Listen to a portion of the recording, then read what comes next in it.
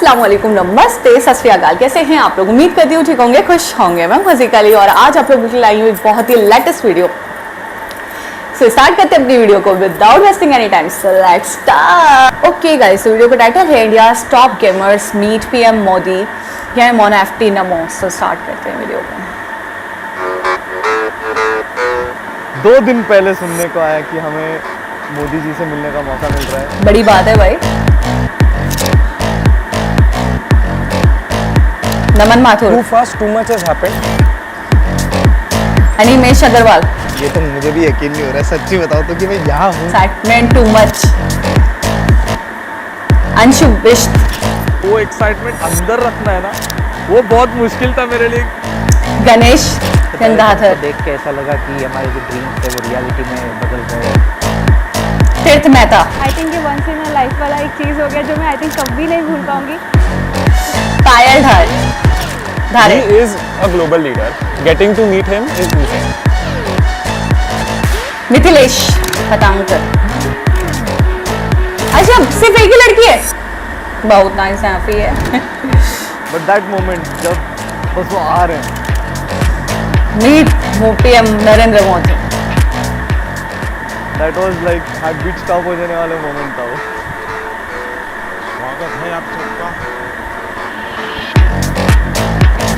स्वागत है आप सबका।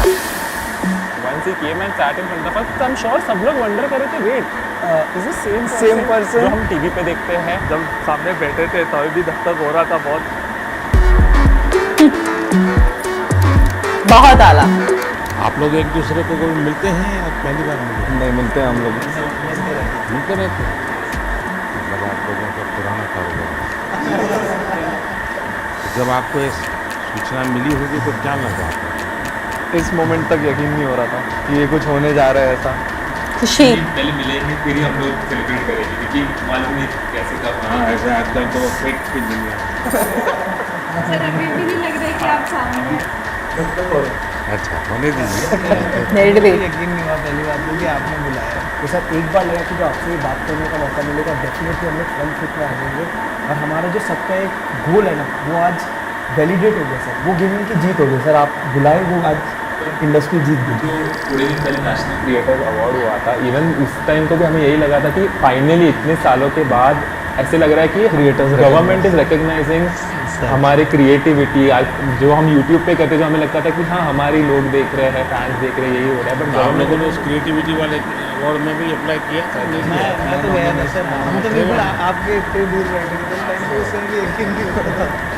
ना परिचय बता दीजिए। नमस्कार सर, मेरा नाम अनिमेश अग्रवाल है। मैं 28 साल का हूँ। मैं भारतीय असम से।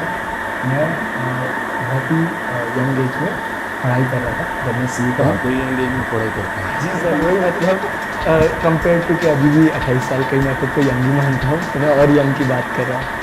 तो मैं सीए का पढ़ाई कर रहा था, मैं सीए फाइनल्स तक पहुँचा था और मैं सीएफए और एफआरएम की भी लेवल 1 दे चुका था। सही। मैंने अपने माता पिता से 1 साल का ब्रेक मांगा था अपनी पढ़ाई से गेमिंग की करियर को परस्यू करने के लिए। जब मैं 2018 में स्टार्ट किया, मैं सोच के पूछा था कि 1 साल में गेमिंग में पूरा दूंगा और कुछ बनने की कोशिश करूँगा। तो परिवार में क्या रिएक्शन है?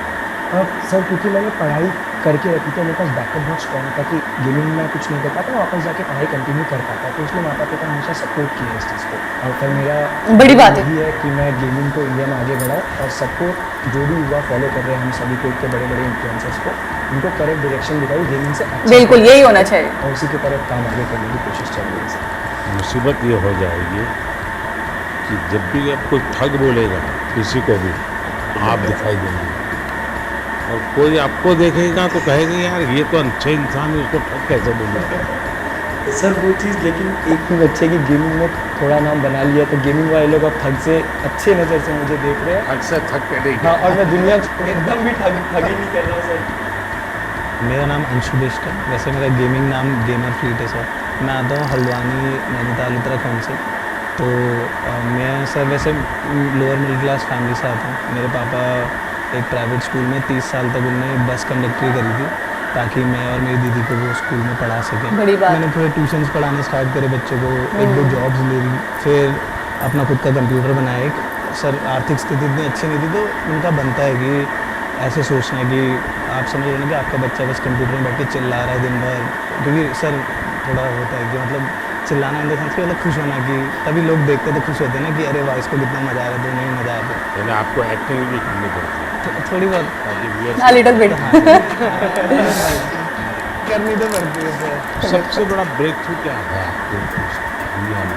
सबसे बड़ा ब्रेक थ्रू सर कि मतलब अगर आपको पता चल जाए कि आप क्या करना चाहते हो इंडियन सर, जैसे आपका है कि आप देश को आगे ले जाना चाहते हो, आप देश को बड़ी बात है। एक स्तर पे ले जाना चाहते हो बहुत, तो वैसे ही मेरा भी था कि मतलब मैं भी कुछ ऐसा करूं कि दुनिया वाह वाह करे।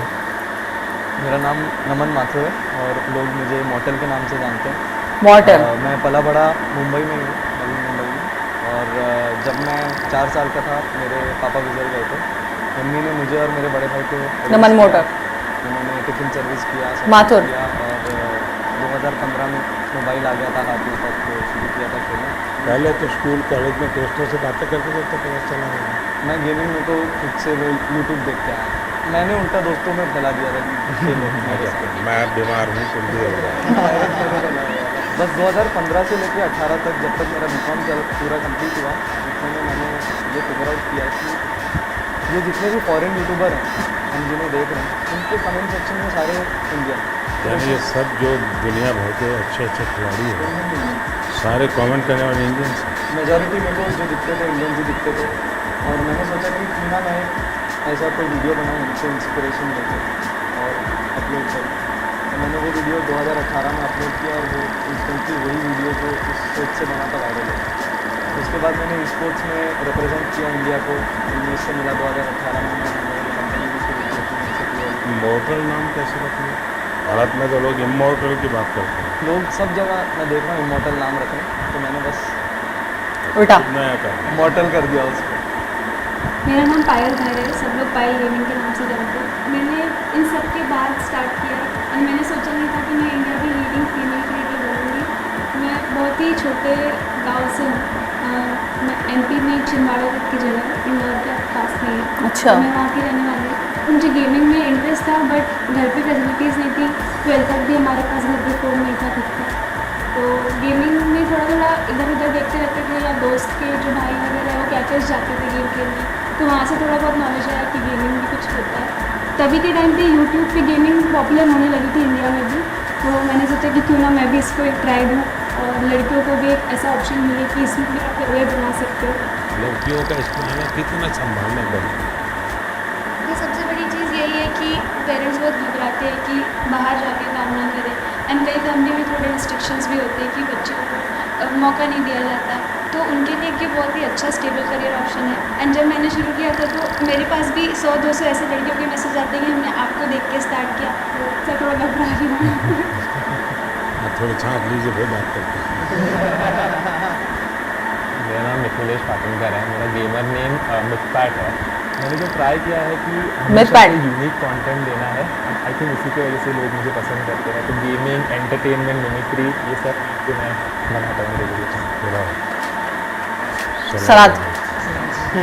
मैं चाहता था कि इंडिया से ऐसा कंटेंट मैं बनाऊँ जो बाहर के लोग भी देखें, लोग अप्रिशिएट करें। आज से 2 साल पहले एक स्क्रीनी अवार्ड्स होता है, बोलते हैं कि this is one of the best award. तो इंटरनेशनल कैटेगरी में I was the only Indian to get nominated, and Los Angeles में अवार्ड होता है, so I got that award. And I think that is also one of एक बहुत proud moment है।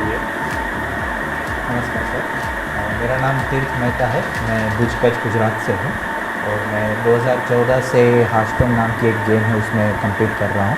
तो भुज में एक बीमारी कहाँ से है? सर ये तो ऐसा है ना कि हर कोने कोने में फैली हुई है अभी तो। लोग आपको कच्छ में जानते हैं कि ऐसे कुछ कर रहे हैं आप? हाँ हाँ, अभी तो मतलब बहुत सारे लोग ये लेकर के जाना पड़ता है? नहीं अभी तो क्या मुझे दे कि मेरे पास तो ये है। हाँ मतलब इनिशियली तो किसी को पता नहीं था, बट जब से ये मेडल हासिल हुआ है तब से काफ़ी मतलब तो सब पहचानने लगे हैं। हेलो सर, मेरा नाम है गणेश और लोग मेरे को एसके रॉसिया जानते हैं और मैं बेंगलुरु से हूँ और मैं एक प्रोफेशनल ई स्पोर्ट्स एथलीट हूँ। जो मैं जब से कॉलेज में गया, दोस्त लोग ने मेरे को गेम को इंट्रोड्यूस किया और जब मैं खेला, अचानक से उधर जो भी लोग खेलते हैं उन सबसे अच्छा खेलने लगा।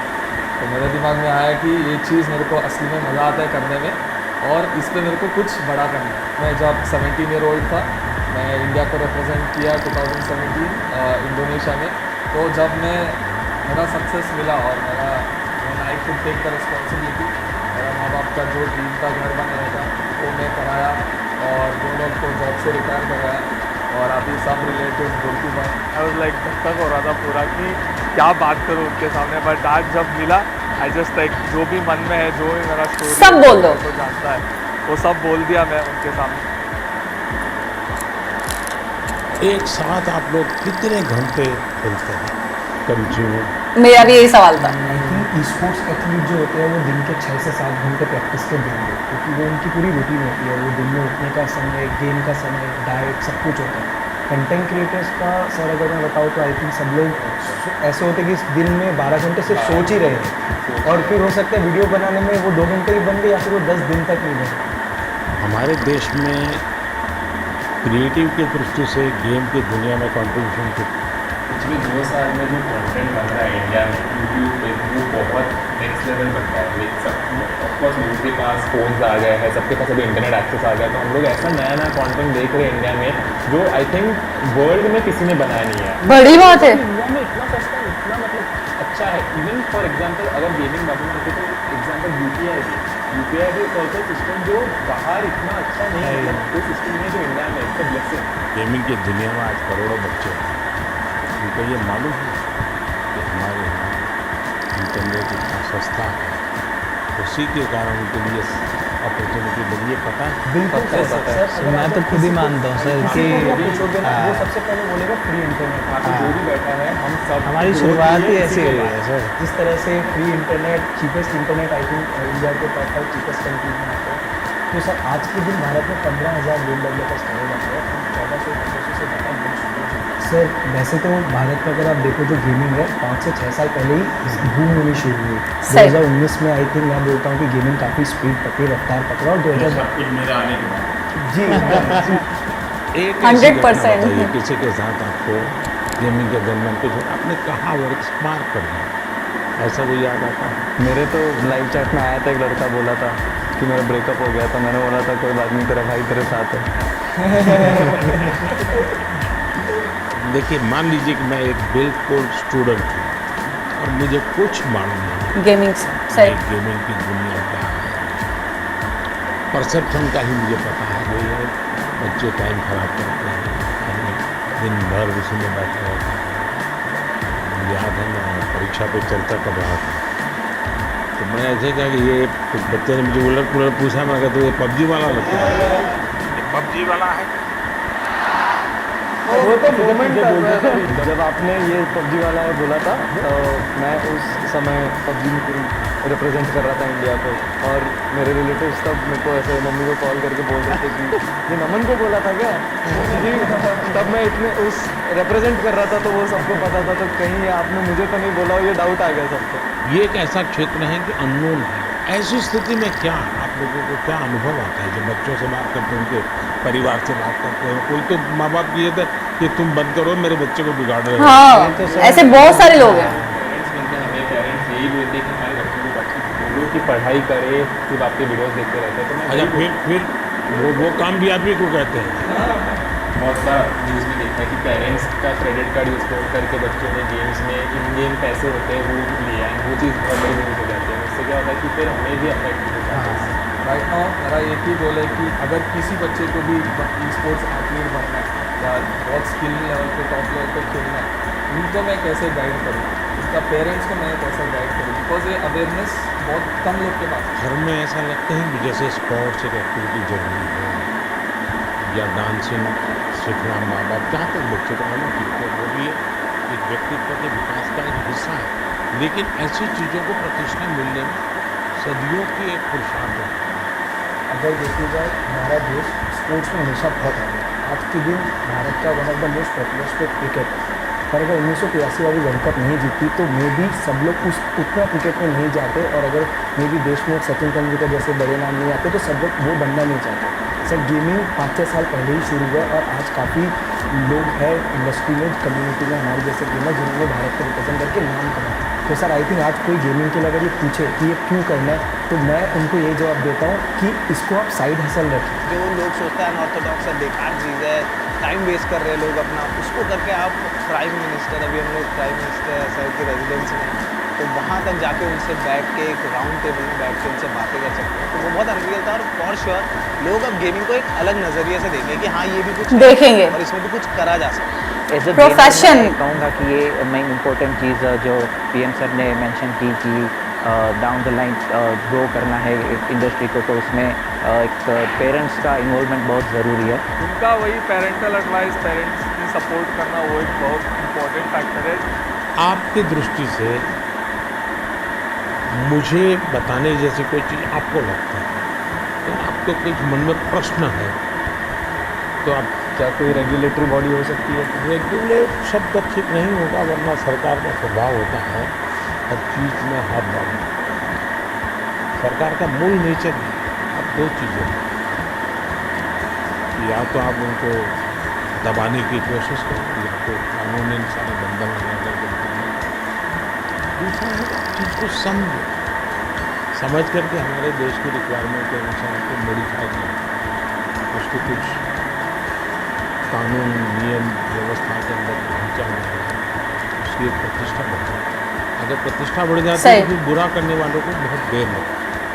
मेरी तो कोशिश है कि देश की स्थिति इतने आगे ले जाए हम कि 2047 तक खास करके मध्यम वर्गीय परिवारों की जिंदगी से सरकार बिल्कुल बाहर निकल गई। बिल्कुल ये ऐसे। कागज लाओ, वो कागज लाओ, ये दो, यहाँ क्यों गया, वहाँ क्यों गया, उसी में ही जिंदगी फंसी हुई है। सरकार की जरूरत गरीब को होती है, उसको मुसीबत के समय सरकार मिलनी चाहिए। चीज़ को डेफिनेटली करा जा सकता है ईज़ ऑफ बिजनेस के लिए। सर ई स्पोर्ट्स को आइडेंटिफाई किया जाए, ई स्पोर्ट्स को बहुत टेक्निकली जैसे स्पोर्ट्स आइडेंटिफाई हुआ है, एक अलग से आइडेंटिफाई है कि स्किल बेस्ड गेमिंग है, इसमें कोई पैसों का गेम में पैसे लगा के पैसे जीतने वाला खेल नहीं है। सर अगर वो आइडेंटिफाई हो जाती है और सबको पता चल जाता है ये across all government bodies and all bodies जिनका हमें फाइनेंशियल ट्रांजेक्शन भी करना पड़ता है, वो बहुत महत्वपूर्ण होगा। रेगुलेटरी बॉडी जैसा कि आपने कहा कि बंदिश वाली अभी इंडस्ट्री बनी नहीं है, वो कभी बढ़ रही है, तो खुले में बढ़ने देंगे, पर साथ में अगर कुछ मिलेगा तो कुछ साल बाद आई थिंक इंडस्ट्री रेडी रहेगी कि सरकार आके उसमें नहीं, इसको कोई बंदिश की जरूरत नहीं, खुले में ही जाना चाहिए, तभी जा करके ये फले फूले। अगर बंदिश आएगी तो नहीं होगी। क्या आपको फेस करना पड़ता है गेमिंग एंड गैम्बलिंग, इन दोनों की लड़ाई आपके सामने आती है, तब आप कैसे हैंडल करते हैं? मतलब वो ऐसा समझते हैं कि हम जो पास टाइम मानते हैं वेस्ट टाइम। हाँ, जैसे मतलब गेम्स में तो काफ़ी अलग रहती है, बट वैसे समझ के अच्छा ये तो हम जैसे लूडो खेलते वैसी कोई गेम हो गई, बट वैसा नहीं है। वो हम कह सकते हैं कि चेस जैसी एक कॉम्प्लेक्स गेम हम यूज करते हैं, इसमें बहुत सी मेंटल स्किल्स भी चाहिए रहती है, फिजिकल स्किल्स भी चाहिए रहती है।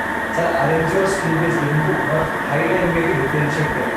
सर आज भारत के एथलीट्स आते हैं ओलंपिक्स में प्रपोज है, एशियन गेम्स और अदर गेम्स में प्रपोज है। आप लोग एक काम कीजिए, ये तो क्या समस्या है आपकी, मुझे कभी मेल कर दीजिए मुझे ऑफिस में, एग्जैक्टली क्या प्रॉब्लम फेस करते हैं।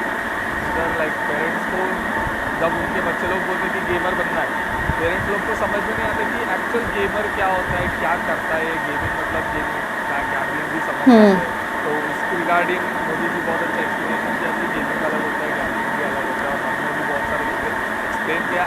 अब इतने सारी बातों में बच्चे जुड़ चुके हैं, उनको हम रोक नहीं सकते, तो उनको आप सही रास्ते पर ले जा सकते हैं। तो सही रास्ते गाइड पे ले करें। जाना है तो आपको लगता है डूज एंड डोंट्स, पढ़ाई करो, ये तो पढ़ाई करो। और क्या क्या बातें आप सोचते हैं कि जिसको उसको क्या करना है? बच्चे बिल्कुल चाहते हैं कि यही करें, तो हम लोग सर, मैं तो हमेशा अपनी स्ट्रीम पे क्लियर बोलता हूँ, कोई भी आके बोले कि भैया मुझे भी आपके जैसा बनना है, तो मैं तो साफ बोलता हूँ भाई अगर तुम्हें मेरे जैसा बनना है तो जैसे मैं चला वैसे चलो। मैंने कॉलेज किया, कॉलेज के साथ किया, मैंने जॉब करी, मैंने जॉब के साथ किया, जब तक नहीं चला मैंने ऐसा नहीं करा कि सब दुनियादारी छोड़ के मैं बस लगे रहा कि नहीं यही काम करेंगे।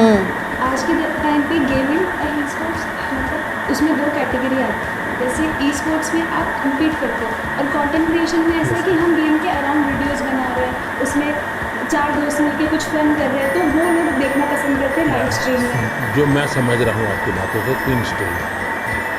एक तो है जो गेम खेलने के लिए आने वाले खिलाड़ी, दूसरे वो लोग हैं ज़रा क्रिएटिव माइंड के हैं, तो उस गेम उसका लाइव स्ट्रीमिंग ये वगैरह करके के बाद में छोटा सा वीडियो बनाना, इसमें थोड़ा रंग भर देना वो। और तीसरा जो महत्वपूर्ण है कि गेम इटसेल्फ बनाना, कैसी हमारी जो गेम्स हैं जो बनी है तो जो आई है उसकी क्या? तो अभी आई थिंक 2020 में आपने स्टेटमेंट दिया था कि मेक इन इंडिया की इंडिया के अराउंड गेम्स बनाना प्रमोट कर रहे हैं।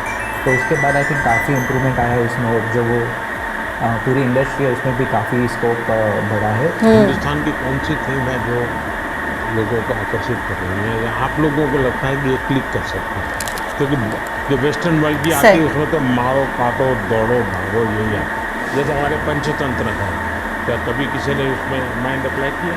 अभी डेवलपमेंट में जो बोर्ड गेम्स हमारे पुराने खेले जाते थे, जैसे अष्टो चौकड़ी करके एक गुजराती में हम छोटे से तब से वो गेम खेल रहे, तो अभी उसके जो है वो डिजिटल वर्जन अभी डिजिटल वर्जन्स ये है कि हमारी जो मिथोलॉजी है जो उसके अराउंड काफ़ी गेम्स डेवलप हो रहे हैं। दुनिया आज एक बहुत बड़ी चर्चा करती है ग्लोबल वार्मिंग की, क्लाइमेट इशूज़। दुनिया में अलग अलग तरीके हैं। मैंने दुनिया के सामने अलग विषय रखा। मैंने कहा एम्बिशन लाइफ शब्द से मेरा मतलब है लाइफ स्टाइल फॉर एनवायरनमेंट। अगर मान लीजिए मैं एक ऐसी गेम बनाऊँ जो क्लाइमेट इस चैलेंज को कैसे मिलती, कौन से रास्ते होंगे, किस किस रास्ते से मिलेंगे, किस रास्ते से ज़्यादा सफलता मिलेगी, सरलता मिलेगी। जैसा मानो स्वच्छता के विषय को लेकर के ही गेम, और हर बच्चा खेल भारत के जो वैल्यूज़ हैं वो नई पीढ़ी उसको जीना सीखे, उसका महत्व समझे और उसको बैकग्राउंड इन्फॉर्मेशन मिले। जैसे हम सभी को गेमिंग फ्रीक्वेंसीज कहा जाता है, वैसे ही आप इंडिया के सबसे बड़े इन्फ्लुएंसर हैं जिसकी बात सब सुन के मानते भी हैं। आपकी ये बात बाहर आएगी तो मुझे लगता है 100% लोग इस वे में सोचेंगे। सर यहाँ पे जो आप कह रहे हैं ना, वैसे एक कैटेगरी है जैसे शूटिंग गेम्स हो गए, वैसे एक कैटेगरी है गेम्स फॉर चेंज में, जिसमें जैसे आपने जो ग्लोबल प्रॉब्लम्स बताया, या फिर ऐसे छोटे छोटे जैसे अफ्रीका में ऐसी बहुत सी कंट्रीज है जो स्पेसिफिकली वहाँ की पॉवर्टीज़ कम करने के लिए या वहाँ के कोई जो लोकल इश्यूज़ है उसको अवेयरनेस उसके लिए बढ़ाने के लिए ऐसी गेम्स स्पेसिफिकली स्टूडियोज़ बनाते हैं।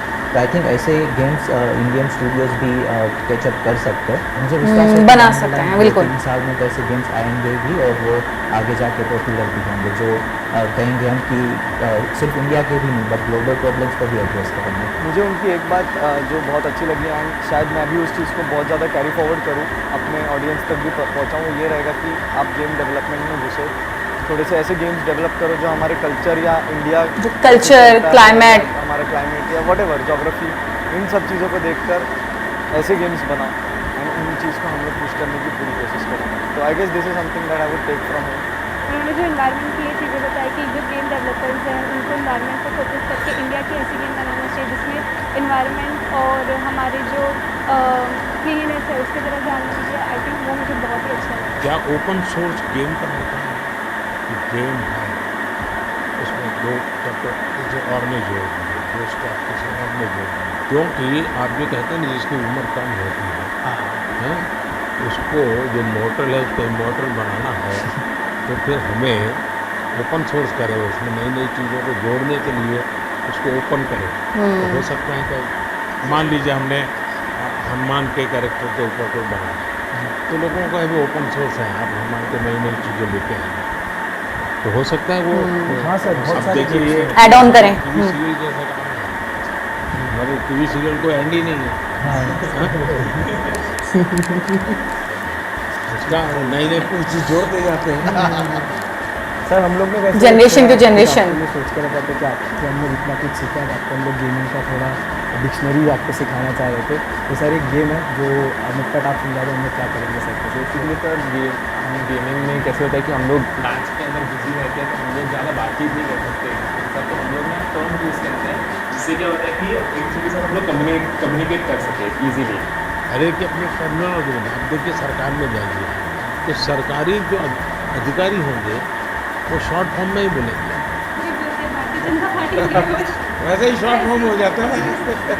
सर पर आपको एक दो वर्ड्स का हम लोग बताते जाएंगे, आप हमें तो बताइएगा कि आप कौन से सेंटेंस में उसको यूज़ करेंगे। ऐसा है, मेरा एक शब्द है P2G2, मेरा वो P2G2 शब्द P2G2 pro P2G2 good governance good governance C2 सही G2 जी अच्छा, टू एक और है नूब नूब नूब का मतलब होता है कोई नुबड़ा। ऐसा जिसको कुछ बहुत मेहनत करने के बाद भाई भी- देखिए मैं नुबड़ा। चुनाव सभा में अगर बोलूंगा ये नूब है आप लोग सोचोगे मैं किसके लिए बोल रहा हूँ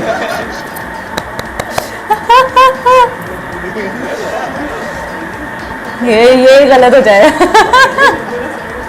ये तो नूब है अगर मैं बोल किसके लिए बोलेंगे बोल रहा हूँ तो लोग बोलिए उनके लिए बोला ग्राइंड करके एक वर्ड होता है, तो ये तो खैर आप गेम में भी इस्तेमाल कर सकते हैं, आप कहीं भी इस्तेमाल कर सकते हो। ग्राइंड मतलब सर मेहनत करना होता है basically। जैसे अगर मैं माइनक्राफ्ट खेलता हूँ तो मुझे उसमें एक एक चीज़ सीखने के लिए ग्राइंड करना पड़ता है, तपना तपना, हिंदी में आसान भाषा में तपना। दूसरा आंसर GT मतलब हम जनरली कोई भी गेमिंग सेशन एंड करते हैं तो दोस्त को कहते हैं कि अभी GTG क्लोज करना जाना है तो हम टाइप करते हैं GT चलो मतलब अवेयर फ्रॉम कीबोर्ड, यानी कि आप गेम खेल रहे हो, 4 लोग एक टीम में एक साथ खेल रहे हैं, अचानक से मम्मी ने बुला दिया कि खाना रेडी हो गया, तो वो फ़ोन इधर ऐसे छोड़ के जाएंगे तो वो मतलब गेम में हार जाएंगे। तो टीम मेंबर्स आके हमें, अगर हम चाहते हैं कि टीम मेंबर्स को समझे कि सुनो मैं जा रहा हूँ लेकिन मेरी जगह तुम लोग लो, तो हम लोग AFK लिखते हैं, अवे फ्रॉम कीबोर्ड। मतलब मैं नहीं हूँ पर तुम लोग संभालो। एक दूसरे को कह करके जाते हैं, इतनी डिसिप्लिन फॉलो करते हैं। ऐसा सबसे बड़ी आपको कूलेस्ट पीएम कहा जाता है हमारी चैनल आदमी के लाइफ में भी कहते हैं कि सबसे कूल लगे कोई अगर वो हमारे पीएम है एंड आप जैसे मतलब हमारी आपकी उम्र में काफ़ी डिफरेंस है लेकिन फिर भी एक नहीं जेंसी आपने किसको किसने बताया ये मीडिया में सब आता है वो सच भर पाने मतलब सर आपकी जेंसी है हाँ मैं कलर करके बाल वाइट पकड़ा ताकि जहाँ लोगों को लगे मैं बेचा हूँ ने एक मुझे याद है, मुझे यूट्यूब फैन फेस्ट में आपने जब सर सिंपल चीज वही लाइक शेयर सब्सक्राइब सब लोग पाग रहे हैं। को कूलेस्ट पीएम को गेमर टैग देते हैं। हम लोग सब गेमर्स के नाम है, सर का कोई नाम नहीं है। सर इंडिया ने मुझे बहुत पहले से रात दे के रखा है डबो वो हमें क्या कहते हैं नमो ओपी ओपी ओपी सबसे ज़्यादा पावर। सर अभी कुछ आपके साथ गेम्स चलिए। होते हैं बहुत एक्साइटेड गेमिंग सिखाने के लिए। उसे हाथ मूव करना आगे पीछे जोर से मारिए हाँ मारिए। मतलब फर्स्ट गो में जिस हिसाब से उन्होंने किया वी वर माइंड ब्लोन। सब गेमर बहुत आला कैसा था आपका अनुभव गेम खेल के? अच्छा ही है लेकिन चलो आप इतनी जल्दी अडैप्ट भी कर लिया, एक्सपेक्ट नहीं किया था मैंने। आप लोगों से ट्रेनिंग लिया ये देखिए राइट नीचे आना है ना, किसी को नहीं मिल सकता, उतना मुश्किल है मिलना। जो मौका हमको मिला तो this will be the best moment of my life where we played games. आप अंदर चले जाइए यहाँ से। देखिए अब यहाँ पे आ गए आप, स्पीड भी बढ़ चुकी है अब। मैं बहुत खुश हूँ क्योंकि ये एक इंडियन गेम है, फर्स्ट टाइम मतलब सर खेल रहे हैं। आगे बढ़ो।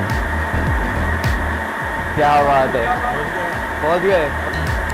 बहुत आला गेम इतनी ही है कि नहीं गेम तो बहुत बड़ा है। उनको मिलेगा एक त्रिशूल मिलता है यहाँ पर, तो वो त्रिशूल लेके फिर उनको आगे बढ़ना होता है। ये देखिए ये त्रिशूल है यहाँ पे, तो वैसे ये इन्होंने ई दबाएंगे तो इनको ये त्रिशूल मिल जाएगा। अब इनको पहला हथियार अपना वेपन मिल चुका है, अब ये लेके वो आगे लॉर्ड विष्णु एंड माँ बनेंगे। के गाइडेंस से अपने भाई को बचाएंगे। ये पूरे गेम का शुरुआत और पहलू है।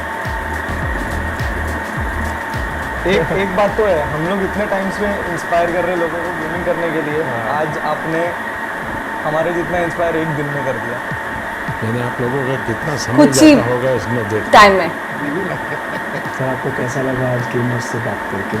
मैं अभी नया हूँ इस दुनिया में, तो मैं बहुत सोचूंगा इस पर, युवा पीढ़ी का भला भी हो जी और इसका एक पॉजिटिव क्रिएटिव उपयोग कैसे। मुझे ऐसे मैं चाहता हूँ हमारे लोग इसमें आगे जाएं और हम दुनिया में चीज़ों को लेके जाएं। तो सर अभी हम लोग स्टम्बल गए जो भी। गेम खेल रहे हैं, तो कोड है, रूम कोड है सबका 982 हाँ 981। Okay join everyone. ऐसे इस गेम में कैरेक्टर्स होते हैं जिनको आगे आगे जाना होता है, रेस होती है, ऑब्स्टैकल्स होते हैं। आपकी कैरेक्टर का नाम नमो है। ये जॉयस्टिक है, हाँ ये सर आपका कैरेक्टर है और ये जंप बटन। मैं पूरा दिमाग खपा हो गया। अगर आप इसको ऐसे फिंगर रख के मुंह ऊपर की तरफ करोगे तो आगे की तरफ नीचे हमें आगे जाते हैं। सही है सर आप। तो इसको आप यहाँ पे सिर्फ हाथ रखिए और इसको टच स्क्रीन के जैसे ऊपर ऊपर की तरफ कीजिए। चलिए सर, चलिए चलिए चलिए। नीचे इधर जंप करना है, जैसे ही नीचे जाएगा राइट वाला बटन दबाना है आपको। बहुत आल इतना दिमाग तो सियासत में भी ना मोदी जी ने। सक्सेसफुली हमने मोबाइल गेम इन इंडिया। भगवान करे मुझे इसकी आदत ना लगे।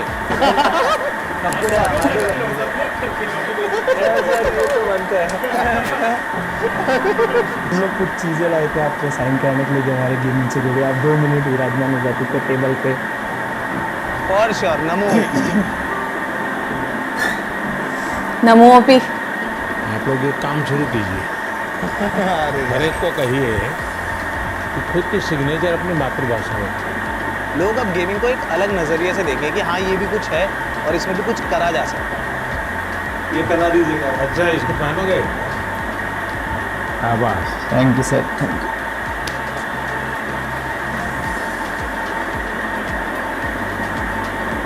सर आपके सामने थी कैसे फोटोशूट का कन्वर्ट कर दूँ जैसे गेम में हम पकड़ खा।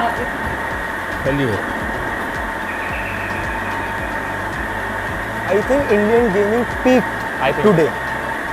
Who is the biggest influencer in India? It's our Prime Minister. हमने उनसे मिले। मोदी।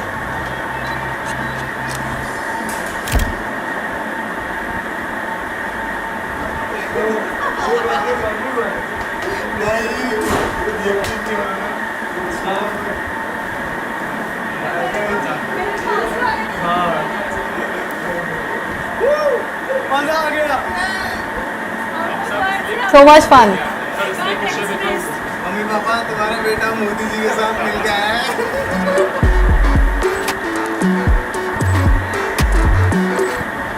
ओके गाइस, तो इसमें कोई डाउट नहीं है, जो भी बातें हुई हैं उसमें सबसे बड़ी चीज़ मैं भी एक्सपेक्ट नहीं कर रही थी। इवन मैं भी एक्सपेक्ट नहीं कर रही थी कि ई स्पोर्ट इतना ज़्यादा परवान चढ़ चुका है। और अच्छा, हमारे यहाँ बच्चे अक्सर, यानी कि मेरे छोटे बहन भाई हैं, बहुत सारे स्टूडेंट हैं 7 साल के, 8 साल के, 10 साल के, 12 साल के, इनकी एजेस ऐसी हैं, टीन एज जो हैं। मैंने अक्सर देखा है इंडियन गेमर्स को देख रहे होते हैं। अच्छा, पाकिस्तानी भी गेमर्स हैं, लेकिन जो कंटेंट इंडियन गेमर्स लाते हैं और जिस तरीके से वो खेलते हैं, जिस तरीके से वो कंटेंट क्रिएट करते हैं, मुझे लगता है शायद दूसरे कंट्री वाले अभी पीछे, अभी उनको बहुत मेहनत की ज़रूरत है। अच्छा, मैं भी ये चीज़ सोचती हूँ क्योंकि मैं प्रोफेशन से टीचर हूँ, तो मेरे दिमाग में भी अक्सर ये थॉट आता है, और शायद अब नहीं आएगा, अब बहुत कुछ क्लियर हो गया है, लेकिन ये क्लैरिटी मुझे पहले नहीं थी कि यार गेमिंग में क्या करियर है। मतलब पबजी खेलना या डिफरेंट गेम्स खेलना, इससे क्या मिलेगा, इससे क्या हासिल होगा। इससे बेहतर है कि बंदा अपनी एजुकेशन पे फोकस करे, इससे बेहतर है कि बंदा अपने गोल पे फोकस करे, जो इसका एम है डॉक्टर बनना, इंजीनियर बनना। अच्छा, पहले ये होता था जी मुझे डॉक्टर बनना है, मुझे इंजीनियर बनना है, मुझे साइंटिस्ट बनना है, मुझे एस्ट्रोलॉजिस्ट बनना है। अब ये है कि जी मुझे यूट्यूबर बनना है, अब ये है कि जी मुझे गेमर बनना है। यानी कि वाकई दौर और हालात और चीज़ों में बहुत तब्दीली आई है। वाकई आज हम बहुत तब्दील हो चुके हैं। मुझे ऐसा लगता है शायद आज से अगर हम 7-8 साल पहले चले जाएं, 10 साल भी मैं ज़्यादा बोल रही हूँ, 6-7 साल पहले चले जाएं, तो शायद कोई गेमर बनने का मेरे हिसाब से हमारे पाकिस्तान में या इंडिया में शायद बहुत कम लोगों की सोच होगी कि यार गेमिंग करके करियर बनाऊंगा या बनाऊंगी या गेमर बनूंगी, या शायद चलो 10 साल पीछे चले जाते हैं कि मैं यूट्यूबिंग करूंगी, मैं इन्फ्लुएंसर बनूंगी। ऐसा कुछ भी नहीं था यार, मैं एक्टर बनूंगी या एक्ट्रेस बनूंगी, मैं क्रिकेटर बनूंगा, मैं साइंटिस्ट बनूंगा, डॉक्टर बनूंगा, इंजीनियर बनूंगा, एस्ट्रोलॉजिस्ट बनूंगा। तो ये सारी चीज़ें तो अक्सर सुनते थे, मैं टीचर बनूंगी, लेकिन कभी भी हमने मैं गेमर बनूंगी या मैं गेमर बनूंगा या मैं यूट्यूबर बनूंगी नहीं सुनते थे। बहुत कम ऐसा होता था कि जी अगर कोई बोलता भी था कि मुझे इस फील्ड में आगे जाना है, तो लोगों का रुझान नहीं था, लोग इस चीज़ को अंडरस्टैंड नहीं करते। मुझे ऐसा लगता है कि लोग शायद आज से अगर हम 6-7 साल पहले जाएं तो हम अपना गोल, अपना मकसद समझा भी नहीं सकते थे लोगों को कि हम क्या करना चाहते हैं।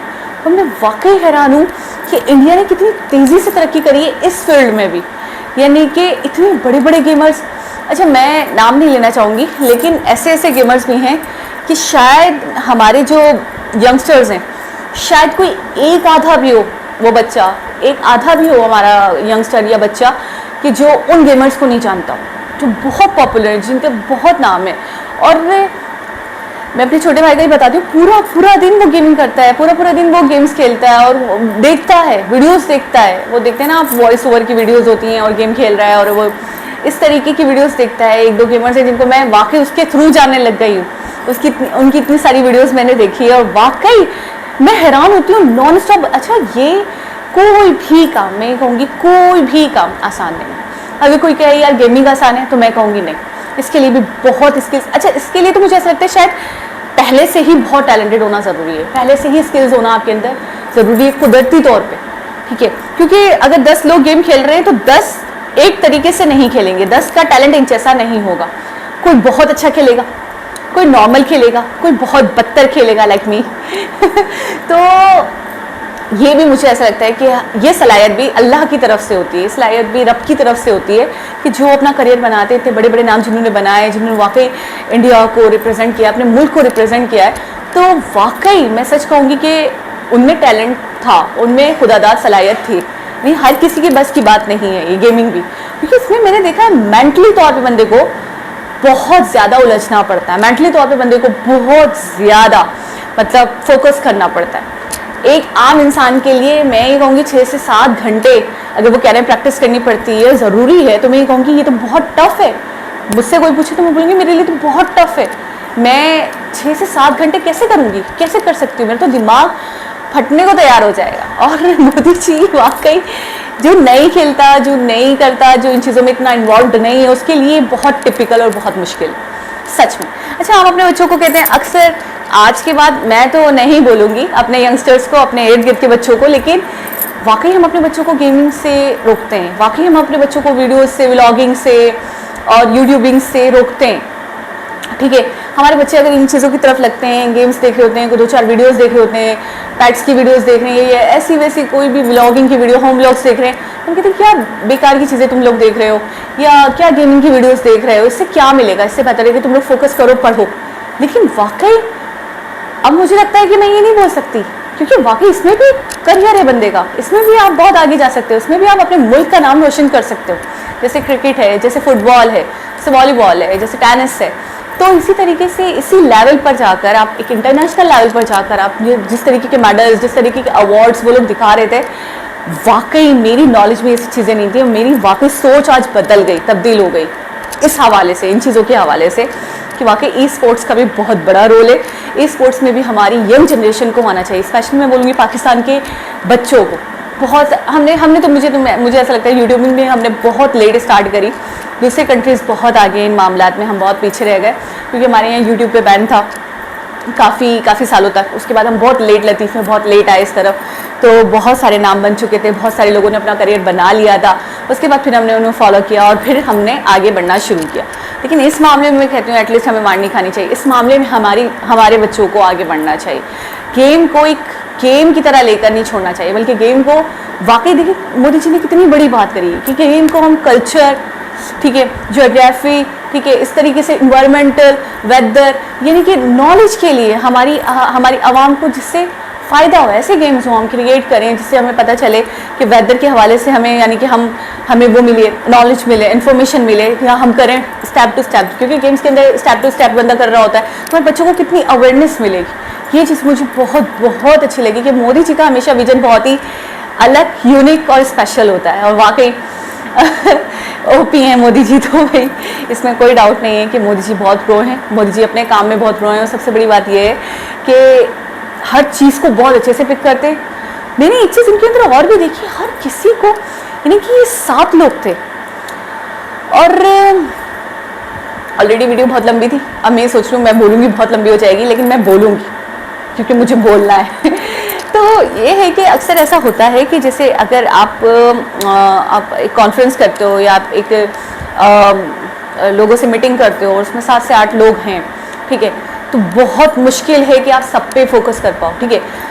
उनमें से जो बात करने में बहुत तेज़ होते हैं, जो बात करने में अच्छे से उनकी स्पीकिंग पावर अच्छी होती है, आप उनको सुन रहे होते हो, आप उनको ज़्यादा मौका दे रहे होते हो, आप उनसे ज़्यादा क्वेश्चनिंग कर रहे होते हैं। तो मैंने इस वीडियो में एक बात नोट की जिसके लिए मैं बहुत दाद देना चाहूँगी, बहुत अप्रिशिएट करना चाहूँगी। मैंने खुद भी सीखा इस चीज़ को, ठीक है, कि 7 बंदों को इक्वल टाइम देना, 7 बंदों से इक्वल, यानी कि जो क्या नाम है, बुर्ज, आई थिंक, हाँ, कच्छ बुर्ज, तो उनसे भी उन्होंने पूछा कि यार ये बीमारी वहाँ पे भी है। वो एक अगर छोटे से गांव से भी एक बंदा है तो उससे भी वही प्रॉपर बात करे, उसको भी उतना ही टाइम दे रहे, उसको भी वही रिस्पेक्ट दे रहे।